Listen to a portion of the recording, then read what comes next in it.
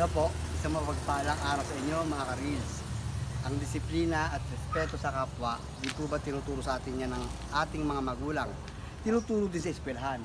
Pero maniniwala ba kayo na may mangilan-ngilan na nakaupo sa politika o wala na sa politika, malalaking tao? Parang hindi mo sila makikitaan ng ganyan. Wala silang pakundangan kung magsalita sa kapwa. Di ba pag sumakay tayo ng jeep, nagbabayad lang tayo. Alam din ng driver kung saan ililiko at ihihinto. Dapat, ang pagkakaalam ko, ganyan din sa politika. Iniluklok ko siya ng mga tao. Hintayin natin matapos ang termino.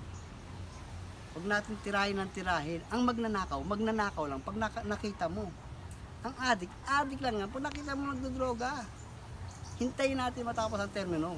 Huwag tayo magbalatan ng magbalatan nang may nangyayari sa atin. Huwag tayo masyadong mainit. Yun lang, mga ka-reels. Salamat.